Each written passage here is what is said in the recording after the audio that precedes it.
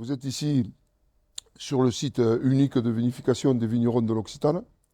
On vinifie les 10 caves coopératives sur ce site. Ce site a une capacité de vinification de 300 000 hectos.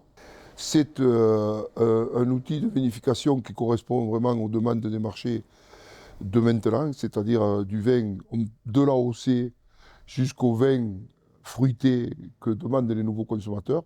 La cave aujourd'hui, entre les caveaux et la vinification, c'est 24 personnes permanentes. On a un chiffre d'affaires, bien sûr, de 33 millions d'euros. On a un projet, bien sûr, avec la mairie de Béziers, de plantation de 30 hectares de nouveaux cépages résistants aux maladies pour justement éviter les passages pour traiter les vignes.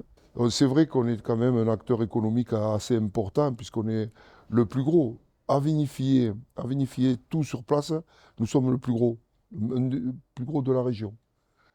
Ce qu'on attend de Pulse, c'est vrai que moi je trouve que c'est une excellente idée parce que c'est des gens qui peuvent nous aider, bien sûr, en contact avec les administrations, hein, avec du juridique aussi.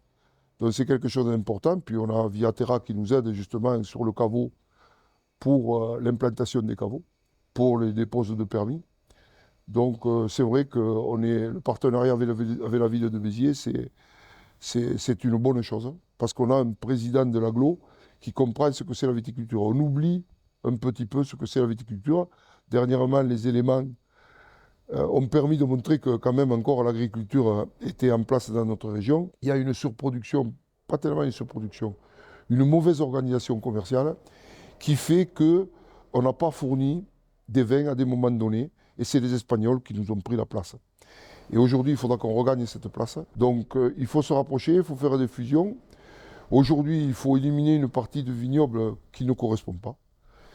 Et après, conforter les exploitations des jeunes et aider, bien sûr, les gens qui veulent s'arrêter parce que la moyenne d'âge de l'agriculture et de la viticulture est assez élevée. Dans 4 ans, il y a un gros pan de notre économie qui va tomber.